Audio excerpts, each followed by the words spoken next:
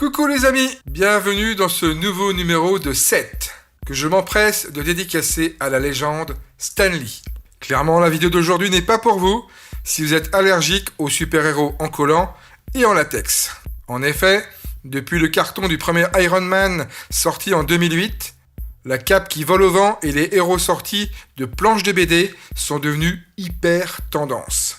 C'est simple, Hollywood ne jure plus que par eux. L'univers des comics est, il est vrai, quasi intarissable. Ultra développé, il offre aux producteurs tout ce qu'il faut pour offrir un nombre incalculable de films d'action.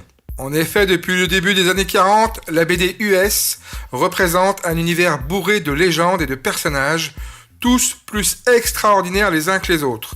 Des véritables mythologies contemporaines dans lesquelles tout se relie et qui sont de véritables icônes pour un public déjà conquis. Rendez-vous compte, rien qu'entre 2000 et 2015, il y a eu pas moins de 53 adaptations de comic books.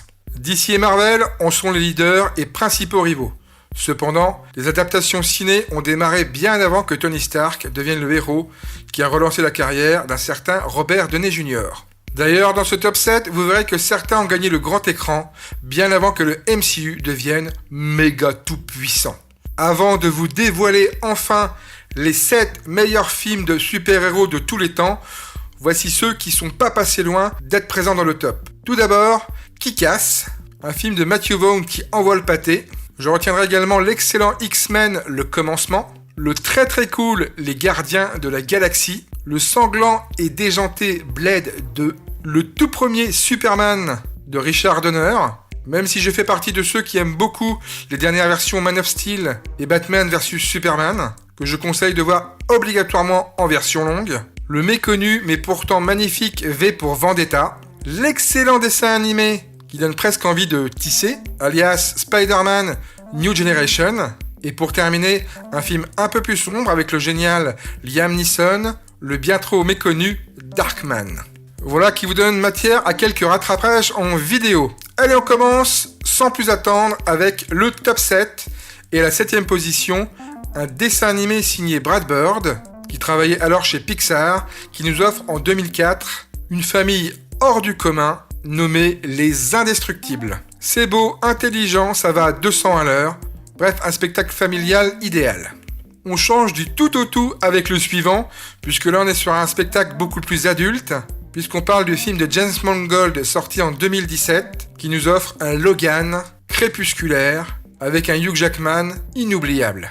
On enchaîne et on part cette fois-ci en 2012 direction New York. Vous aurez compris qu'on parle du film de Joss Whedon, regroupant à l'image Hulk, Thor, Captain America ou encore Iron Man, le survitaminé Avengers. À la 4ème position, un film de l'excellent Sam Raimi. Le long métrage est sorti en 2004 et il est le centre de sa trilogie consacrée à l'homme araignée.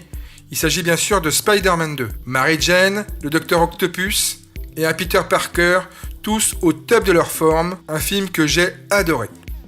Alors qu'on approche du podium de ce qui est le meilleur, du best, de l'infini, imbattable, des 3 meilleurs films de super-héros de tous les temps, voici maintenant le moment pour briller en société. En effet, je vous ai trouvé des petites anecdotes qui tuent sur vos super-héros préférés. Savez-vous par exemple que Superman peut entendre tous les battements de cœur de la planète? Il peut même distinguer celui qui appartient précisément à Bruce Wayne. Matt Murdock, alias Daredevil, saute souvent du toit des immeubles sans avoir la moindre idée de la façon dont il va atterrir. Un petit peu dangereux, même plus que Yamakasi.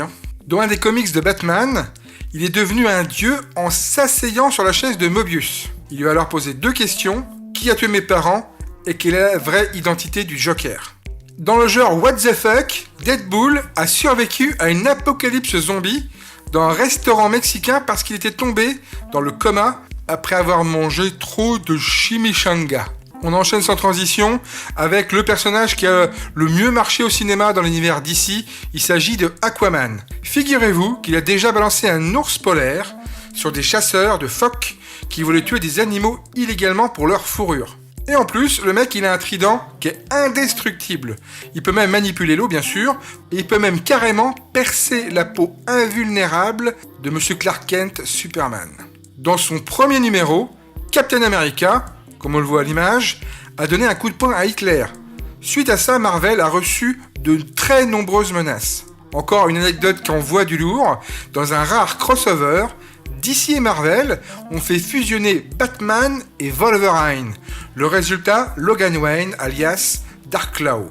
Flash, quant à lui, a déjà allumé toutes les radios de la Terre en même temps, et cela en 1 septoseconde. Je vous fais cadeau maintenant d'une anecdote bien badass concernant Hawkeye. Figurez-vous qu'il a déjà arraché ses propres ongles pour s'en servir comme projectile mortel. Enfin, on termine cette partie anecdote avec la plus dingo. Est-ce que vous saviez que le mutant le plus puissant qui existe dans l'univers Marvel, eh bien, c'est le Père Noël. Je vous l'avais dit, c'est du lourd. Franchement, avouez que je vous ai gâté. Vous avez de quoi frimer devant vos potes. On poursuit et on termine ce top 7 avec en 3e position, et là c'est du lourd, Incassable de M. Night Shyamalan. Sorti en l'an 2000, il en a d'ailleurs maintenant fait un univers étendu. En tout cas, la sortie, mais quelle claque, avec en casting Samuel L. Jackson et Bruce Willis, film quasi parfait.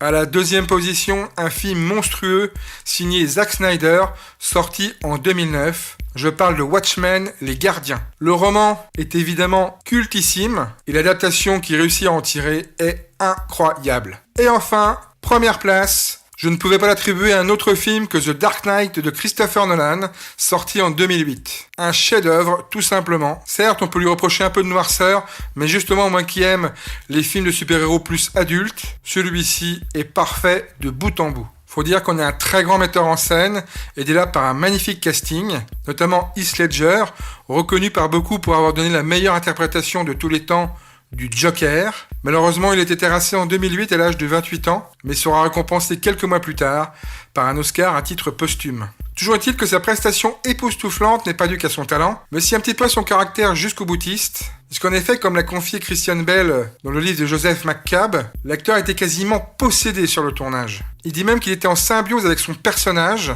et qu'il a compris surtout que c'était un... En effet, il revient sur le moment où Batman commence à frapper le Joker, et réalise alors qu'il n'est pas un ennemi ordinaire. Plus il le frappe, plus il aime ça. Et plus même il lui donne de la satisfaction. Eh bien, Heath Ledger agissait sur le tournage de manière très similaire. Il se moquait de lui, l'encourageait à le taper plus fort, il se bousculait lui-même, il se jutait sur les murs, et le carrelage sur le plateau a même fini par craquer sous la violence des chocs. Bref, un engagement total, à tel point qu'il ruinait même les plans qu'il partageait avec l'homme chauve-souris. Voilà donc qui confirme l'adage, et par là même la première place méritée de ce top 7. Pour avoir un bon film, il faut tout d'abord un bon méchant. Nous voilà arrivés à la fin de ce numéro de top 7. Évidemment, ce classement est subjectif. Vous n'êtes pas d'accord, c'est pas grave. En commentaire, argumentez, discutez, bataillez. Mais surtout, continuez à mater plein de films. Et n'hésitez pas à mettre un petit pouce bleu, à vous abonner. Ciao.